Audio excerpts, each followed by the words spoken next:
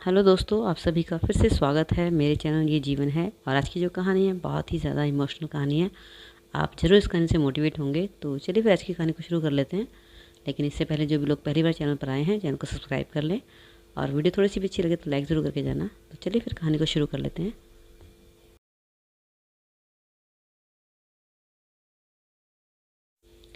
मेरा नाम सपना है। आज मेरी उम्र महज 30 साल है और इस 30 साल की ज़िंदगी में मैं अपने 2 पति खो चुकी हूँ। एक पति को मुझसे मेरे भगवान ने छीन लिया और दूसरे को मैंने छोड़ दिया। 30 साल की ज़िंदगी ने मुझे ज़िंदगी के ऐसे रंग दिखा दिए जितने तो शायद मैं अपनी पूरी ज़िंदगी नहीं देख पाती। आज अपनी पिछली ज़िंदगी को याद करती हूँ तो रोती हूँ और आज भी डरती हूँ कि कहीं मेरा अतीत मुझ पर हावी ना हो जाए। आज मेरा 3 साल का एक बेटा है। मैं उसके साथ खुश हूँ, लेकिन अजीब सा डर मेरे मन में अभी भी है। मैंने लाइफ में इतना कुछ सहा है जो एक औरत के लिए सहना बहुत ही मुश्किल होता है। आप मेरी कहानी सुनेंगे तो आपकी आंखों में आंसू आ जाएंगे। तो सुनिए मेरी कहानी, मेरी जुबानी। मैं अपने माँ बाप की इकलौती बेटी थी। मेरे 4 भाई थे। घर में मुझे बहुत ज़्यादा लाड़ प्यार से प्याला गया था। मेरे पापा ने मुझे अच्छी एजुकेशन दी ताकि मैं अपने पैरों पर खड़ी हो सकूं। लेकिन इतनी अच्छी एजुकेशन देने के बाद भी शायद मेरे पापा से एक गलती हो गई। उन्होंने मेरी शादी बहुत कम उम्र में कर दी। उस समय मेरी उम्र सिर्फ 23 साल थी और पापा ने मेरे लिए एक रिश्ता देख लिया। लड़का बहुत अच्छा था, अच्छी पोस्ट पर था, परिवार भी अच्छा था, इसलिए पापा ने मेरा रिश्ता वहाँ तय कर दिया। और सच में वे लोग बहुत अच्छे थे। मेरे पापा ने मेरी शादी बहुत धूमधाम से कर दी। पापा ने जैसा सुना था उस परिवार में मुझे वैसा ही सुख मिला। मैं बहुत खुश थी। मेरे पति मुझे बहुत प्यार करते थे और ससुराल वाले भी। शादी का 1 साल ऐसे भी बीता जैसे मैं ख्वाबों की दुनिया में थी। मेरी हर इच्छा पूरी की गई। मुझे पलकों पर बिठाया कर रखा गया। पर कहते हैं ना, ज़्यादा खुशी जब होती है तो किसी तूफान के आने का संकेत होती है। यही मेरे साथ हुआ और इतना बड़ा तूफान मेरी ज़िंदगी में आया कि जिसने मेरी पूरी ज़िंदगी बर्बाद कर दी। एक दिन मैं मेरे भाई और मेरे हस्बैंड, हम सब ने मिलकर घूमने का प्लान बनाया। उस टाइम सर्दियों के दिन थे। हम घूमने के लिए नैनीताल जा रहे थे। हम सभी कार में थे और हम फुल एंजॉय कर रहे थे। मैं अपनी लाइफ को बहुत अच्छे से जी रही थी। विशाल ने मुझे पूरी दुनिया की सैर कराई थी और आज भी वह मुझे मेरी इच्छा के अनुसार ही ले जा रहा था। लेकिन मुझे नहीं पता था आज का ये सफ़र उनके साथ मेरा आखिरी सफ़र होगा। रास्ते में अचानक हमारी गाड़ी धुंध की वजह से एक ट्रक से जा टकराई। मेरी आंखों के सामने अचानक अंधेरा छा गया। थोड़ी देर बाद जब मुझे होश आया तो हम सड़क के बीचों बीच पड़े थे। सभी को गहरी चोट आई थी। जब मैंने अपने पति को ढूंढने की कोशिश की तो मुझे वे सामने दिखाई दिए। वे अपनी आखिरी सांसें गिन रहे थे। उधर मेरा एक भाई भी मौत के मुंह में था। मुझे भी काफ़ी गहरी चोट आई थी। मैं तुरंत जैसे तैसे अपने आप को संभाल कर अपने पति के पास दौड़ी। जैसे ही मैंने उन्हें गोद में उठाया, उन्होंने सिर्फ मेरा नाम लिया और मेरा नाम लेते लेते मेरी गोद में दम तोड़ दिया। मेरी तो जैसे दुनिया ही लुट गई थी। ना जाने भगवान ने मुझे क्यों बचा दिया था और मेरे पति को अपने पास बुला लिया था। मैं पूरी तरह टूट चुकी थी, ज़िंदगी से हार चुकी थी। लेकिन इस दौरान मेरे माँ बाप ने मेरा बहुत साथ दिया, मुझे बहुत हिम्मत दी। अब मैं घर में गुमसुम रहने लगी थी। मेरे जीवन में उदासी छा गई थी। किसी से कोई बात नहीं किया करती थी। यह सब देखकर मेरे भाई और मेरे माँ बाप ने सोचा कि इसके हालात को ठीक करने के लिए इसे बाहर भेजना ज़रूरी है और मुझे नौकरी करने के लिए कहा। मैंने कॉल सेंटर में जॉब शुरू कर दी। बड़ी मुश्किल से ही मैं इसके लिए तैयार हुई थी।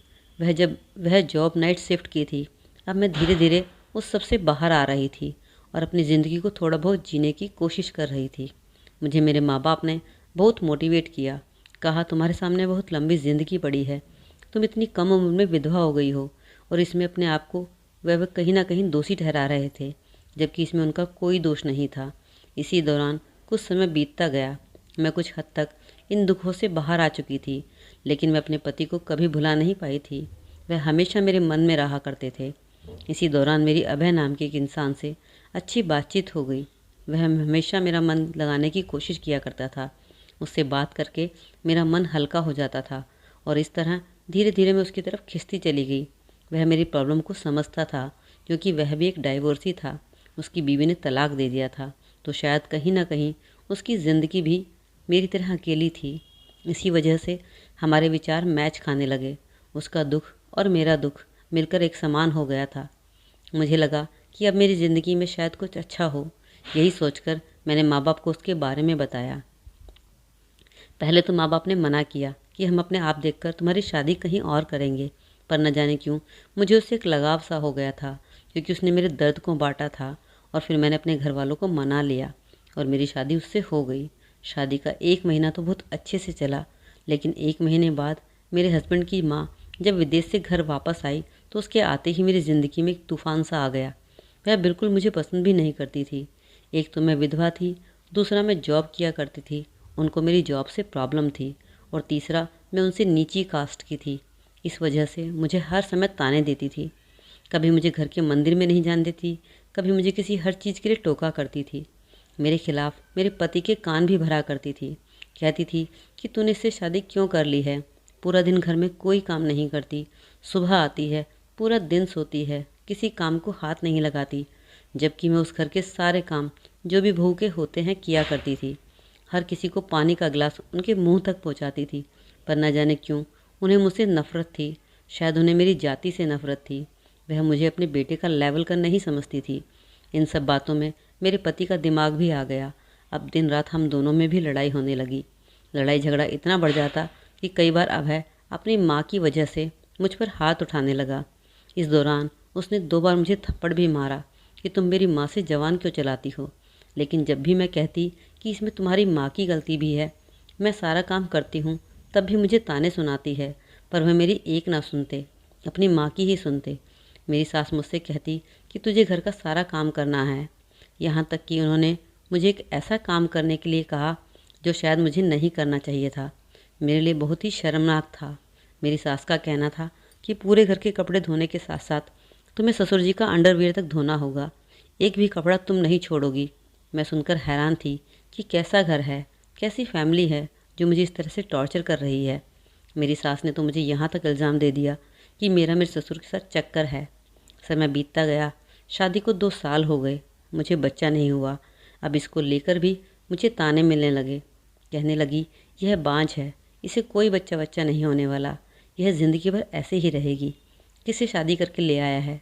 मेरे पति के दिमाग में यह बात पूरी तरह बैठ गई थी। वह मुझे कसूरवार समझने लगी थी।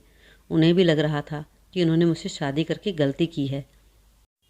वह बार बार मुझे अपनी पहली पत्नी की तारीफ़ करके मुझे ताने दिया करते थे कि उसमें जो बात थी वो तुम में नहीं है, तुम मुझे एक बच्चा नहीं दे सकती। यह सब मैं झेलती रही, लेकिन मैंने अपने माँ बाप को यहाँ के बारे में कुछ नहीं बताया, क्योंकि मैंने दूसरी शादी की थी और वह भी अपनी मर्ज़ी से की थी। दूसरा, मैं उन्हें परेशान भी नहीं करना चाहती थी, क्योंकि एक शादी से तो मैं पहले ही विधवा हो चुकी थी। अब दूसरी शादी को मैं बचाना चाहती थी। मैं नहीं चाहती थी कि मैं दोबारा फिर से अपने माँ बाप पर बोझ बनूं। इसलिए मैंने घर पर कभी कुछ नहीं बताया। उनका जब भी फ़ोन आता मैं यही कहती कि यहाँ पर सब ठीक है। इस दौरान वह मुझसे कभी कभी मिलने आते तो मैं बस हंस कर उनकी बातों का जवाब दिया करती थी। कभी उन्हें महसूस ही नहीं होने दिया कि मुझे यहाँ कितना टॉर्चर किया जाता है। मेरे पति और मेरे बीच का प्यार लगभग ख़त्म सा हो रहा था। हम सिर्फ नाम के पति पत्नी थे। वह अपनी माँ के कहने में चला करते थे। अब सोचती हूँ शायद मैंने अपने माँ बाप को उस टाइम सब बता दिया होता तो शायद आज मैं यहाँ ना होती। लेकिन तभी एक दिन मेरी सास ने मुझसे लड़ाई झगड़ा कर मेरे घर फ़ोन मिला दिया और मेरी माँ से कहा कि तुम्हारी बेटी सारा दिन आराम करती है, कोई काम नहीं करती, और यह अपने ससुर के पूरे कपड़े भी नहीं धोती। उन्होंने अंडरवियर वाली बात भी माँ से कह दी। यह बात सुनकर तो मेरी माँ के पैरों तले ज़मीन निकल गई। उन्हें समझ ही नहीं आ रहा था कि यह कैसा काम है जो मेरी बेटी से कराया जा रहा है। उन्होंने मुझे फ़ोन किया और कहा कि तूने आज तक क्यों नहीं बताया, तूने इतना सब सहा। इतना सुनते ही मेरी आंखों से आंसू निकल गए और मैंने अपने दिल का सारा हाल अपनी माँ को बता दिया। मेरी माँ ने मुझसे कहा कि तुम चाहो तो वापस आ सकती हो, सहने की कोई ज़रूरत नहीं है। उन्होंने मेरे पति को बहुत समझाया कि तुम्हारे घर में इस तरह की बातें होती हैं, तुम अपनी माँ को थोड़ा समझाओ। उन्होंने मेरे पति को किसी तरह समझाया बुझाया तो शायद उन्हें थोड़ी बहुत बात उनकी ठीक लगी। मेरे पति मुझे लेकर एक दूसरे शहर में किराए पर रहने लगे।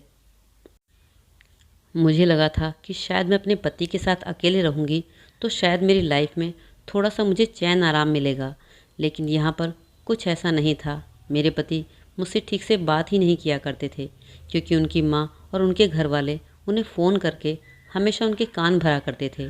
कहते थे किससे शादी कर ली है, अभी तक कोई औलाद नहीं है, तू उसके चक्कर में पागल हो गया है, माँ बाप को भूल गया है, बीवी का गुलाम हो गया है। और यह सब बातें सुनकर मेरा पति मुझसे झगड़ा करता। जब भी शाम को घर आता तो झगड़ा करता। अब तो ज़िंदगी मुझे बहुत बोझ लगने लगी थी। रात को किसी तरह जॉब पर कट जाया करती थी, लेकिन पूरा दिन मुझे घर खाने को दौड़ता था। मन करता था कि अपनी ज़िंदगी ख़त्म कर दूं। मेरे पति की जॉब अब दिन की शिफ्ट की हो गई थी, इसलिए इतना आराम था कि कम से कम दिन में थोड़ा सा चैन सुकून मिल जाता था। अकेलापन मुझे खाए जा रहा था। अब मुझसे सहन नहीं हो रहा था। मैं यहाँ से निकलना चाहती थी, लेकिन मुझे क्या पता था कि मेरी किस्मत मेरे साथ नहीं है। और तभी लॉकडाउन लग गया। अब तो मैं और ज़्यादा परेशान हो गई थी। अब हम दोनों पूरा दिन एक साथ रहा करते थे, कहीं बाहर नहीं जा सकते थे। वह पूरा दिन मुझे टॉर्चर करता। इसी दौरान मैं प्रेग्नेंट हो गई और यह जब खबर मेरे ससुराल में पहुंची तो उन्होंने फ़ोन करके मुझे ताने देने शुरू कर दिए कि अभी तक तो तुम्हें कोई बच्चा नहीं था, यह बच्चा किसका है। यहाँ तक कि उन्होंने मेरे भाई तक पर इल्ज़ाम लगाने शुरू कर दिए कि यह बच्चा तुम्हारे भाई का है। मैं सुनती गई, बर्दाश्त करती गई। मैंने अपने पति को समझाने की कई बार कोशिश की, लेकिन वह अपनी माँ के पूरी तरह काबू में था। प्रेगनेंसी के दौरान उन्होंने मेरा कुछ खास ख्याल नहीं रखा। मैं कुछ खाने को मांगती तो कहते, कितना खर्च करवाती हो। शाम को आकर फ्रिज देखते कि तुमने फ्रिज में क्या क्या खाया है, कितना बचा है। वह मेरी बिल्कुल भी परवाह नहीं किया करता था। इस दौरान एक बार डॉक्टर से चेकअप कराने के दौरान पता चला कि मुझ में खून की कमी है और मुझे खून की पूर्ति करनी पड़ेगी। इस पर एक बार मेरे पति अनार की पेटी ले आए और उस पेटी को पटकते हुए बोले कि लो खाओ अनार। कभी तुमने इतने अनार देखे हैं? तुम्हारे बाप ने कभी तुम्हें इतने अनार खिलाए हैं? माँ का फ़ोन आता तो मैं माँ को सारी कहानी बताती, पर लॉकडाउन की वजह से ना तो माँ यहाँ आ सकती थी और ना मैं वहाँ जा सकती थी। मेरी माँ मेरी हालत पर दिन रात रोती थी। वह चाह रही थी कि किसी भी तरह मैं वहाँ से निकलूँ। मैंने भी कई बार कोशिश की कि मैं यहाँ से बाहर जा सकूँ। इन सब के दौरान मैं इतनी डिप्रेशन में आ गई थी कि मुझे इतनी प्रॉब्लम हो गई थी कि मुझे डॉक्टर ने बेड रेस्ट के लिए बोल दिया था। इसी दौरान मेरी सास का फ़ोन आता और मेरे पति को भड़काती, तू इसी की सेवा में लगा रहे, इसको इतनी प्रॉब्लम हो रही है। क्या हमने बच्चे पैदा नहीं किए? क्या हमारी लड़कियों ने बच्चे पैदा नहीं किए जो इसे इतनी प्रॉब्लम हो रही है? पूरा दिन आराम करती है, कुछ काम नहीं करती, तुझे क्या ये रखेगी? उन्होंने पूरी तरह मेरे पति के कान भर दिए थे और वह उनकी बातों में आकर मुझे टॉर्चर किया करता था। इन्हीं सब बातों के दौरान एक दिन रात को हम दोनों का झगड़ा हो गया और उसने झगड़े में मेरी पीठ पर एक लात मारी, जिसकी वजह से मैं गिर गई। वह मुझे बालों से खींचते हुए गेट की तरफ ले गया और कहने लगा, इसी वक्त मेरे घर से निकल जाओ। मुझे इतनी जोर से लगी थी कि लगते ही मेरे पेट दर्द शुरू हो गया और मुझे प्रीमेच्योर डिलीवरी हो गई। 8 महीने में ही मेरा बच्चा पैदा हो गया। मेरे बच्चे को मुझसे अलग एक इमरजेंसी वार्ड में रखा गया। उसकी हालत बहुत नाजुक थी, उसके बचने के चांस बहुत कम थे। मेरी सास को यह बात भी बर्दाश्त नहीं हुई। उन्होंने कहा कि क्यों बच्चे को यहाँ रखा है जब इसे बचना ही नहीं है, क्यों पैसे खराब कर रहा है। उन्होंने तब भी अपने बेटे को भड़काना नहीं छोड़ा और इस तरह उन्होंने मेरे बच्चे को वहाँ से निकलवा कर कहा कि बचना होगा तो घर में ही बच जाएगा, यहाँ रखने से कोई फ़ायदा नहीं। और डॉक्टर ने मेरा बच्चा जब मेरे हाथ में दिया तो कहा कि तुम इस बच्चे को अपने रिस्क पर ले जाओ, बाकी इसके बचने के चांस बहुत कम है। तुम इसे घर पर ले जा सकते हैं, लेकिन इसकी जान को खतरा है। मैं क्या करती? मेरे हाथ में कुछ भी नहीं था। मैं अपने घर भी नहीं जा सकती थी। मेरी तबीयत पूरी तरह खराब रहने लगी थी। मैं अपने बच्चे को गोद में भी नहीं ले सकती थी। मेरा पूरा शरीर दर्द करता था। मेरी देखभाल करने के लिए कोई नहीं था। लॉकडाउन की वजह से ना तो मेरे घर से कोई आ सकता था और ना ही मैं अपने घर जा सकती थी। मेंटली इतनी टॉर्चर हो चुकी थी कि मैं शायद इस शादी से अब निकलना चाहती थी, लेकिन चाहते हुए भी नहीं निकल पा रही थी। इस दौरान मेरे पति मुझसे फिजिकल रिलेशन बनाने को कहता, क्योंकि प्रेगनेंसी के दौरान और अब तक बच्चा होने तक काफ़ी समय से ऐसा नहीं हो पाया था कि हमारे रिलेशन बने हों, इसलिए इसको लेकर भी मुझे ताने देता था। इधर मेरा बच्चा पड़ा होता था जो बहुत बीमार होता था, उधर वह मेरे साथ फिजिकल रिलेशन बनाता था जो मुझे बहुत बुरा लगता था। वह मेरे शरीर का जो भी हिस्सा छूता मुझे लगता मैं उस हिस्से को काट कर फेंक दूँ। उसकी तरफ से मेरा दिल पूरी तरह हट चुका था। मुझे उसमें जानवर नजर आने लगा था, लेकिन मैं उसकी सारी बातें आसानी से मान रही थी। मैं उसको ये शो नहीं करना चाहती थी कि मैं उसके साथ अब नहीं रहना चाहती हूँ। मैं किसी भी तरह से वहाँ से बस निकलना चाहती थी। मैंने उससे झूठ बोला कि मुझे सिर्फ किसी भी तरह 1 महीने के लिए छोड़ आओ। जैसे ही बच्चा थोड़ा सा बड़ा होगा मैं वापस लौट आऊँगी, क्योंकि वहाँ मेरी माँ इसका बहुत ख्याल रखेगी। और वह मेरी बातों में आ गया। उसने मुझे घर छोड़ने के लिए किसी तरह अपने दोस्त से बात करके लॉकडाउन से निकलने की कोशिश की। इस दौरान बीच में हमें एक बार ऐसा मौका मिला कि मैं वहाँ से जा सकूं। आधे रास्ते मुझे मेरे पति ने छोड़ा और आधे रास्ते मेरा भाई मुझे लेने आया। जब मैं अपने घर पहुँची तो मैंने चैन की सांस ली। मैंने अपनी माँ की गोद में अपने बच्चे को दे दिया और माँ से रोते हुए कहा, माँ मेरा बच्चा पाल दो, नहीं तो ये मर जाएगा। मैं तो उसे गोद में भी नहीं ले सकती।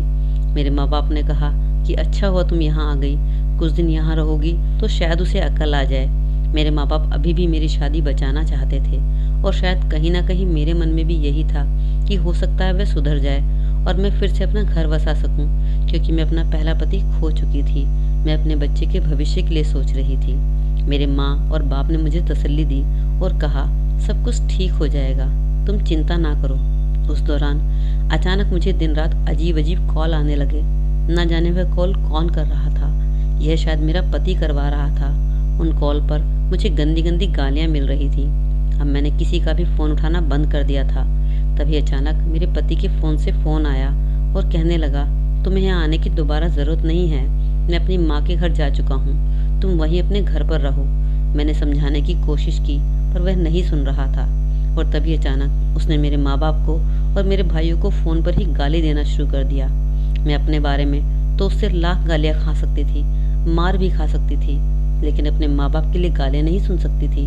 और उस दिन मैंने फैसला किया कि अब मैं इस आदमी के साथ नहीं रहूँगी और ना ही कभी यहाँ से वापस जाऊँगी। अब मैंने अकेले रहने का सोच लिया था। मैं उससे तलाक लेना चाहती थी और मैंने उससे तलाक ले लिया। अब मुझे समाज की कोई परवाह नहीं थी कि समाज क्या सोचेगा। कहने को तो मुझे समाज से भी बहुत ताने मिले थे कि एक पति को खा गई, दूसरे को छोड़ दिया, शायद इसमें ही कमी है, लेकिन मैंने इन सब बातों को पीछे छोड़ दिया था। अब मैं अपनी लाइफ खुद से जीना चाहती थी और मेरे माँ बाप ने इसमें मेरा बहुत साथ दिया। उन्होंने दुनिया की परवाह ना करते हुए मुझे अपने साथ रखने का फैसला किया। मेरे बच्चे को पालकर बड़ा किया। अब मेरा बेटा 3 साल का हो चुका है। मैं अपने बेटे के साथ खुश हूँ। मैंने एक एनजीओ ज्वाइन कर लिया है। वहाँ पर मैं इस तरह की औरतों को मोटिवेट करती हूँ जो अपनी ज़िंदगी से दुखी हैं। उनके दुख को देखकर मैं अपना दुख भूल जाती हूँ। मैं बस यही कहना चाहूँगी कि अगर तुम्हें किसी भी रिलेशन में लग रहा है कि अब सहन करना बर्दाश्त के बाहर हो रहा है तो उसे उसी टाइम छोड़ दो। उसमें बंधे रहने की कोई ज़रूरत नहीं है। वह रिश्ता तुम्हें कभी कोई सुख नहीं दे सकता जो तुम्हारा अपना नहीं है। इससे पहले कि तुम्हारी फ़ोटो दीवार पर लगे, उससे पहले उस रिश्ते से अलग हो जाओ। तो दोस्तों, आज की कहानी आपको कैसी लगी ज़रूर एक कमेंट बताइएगा।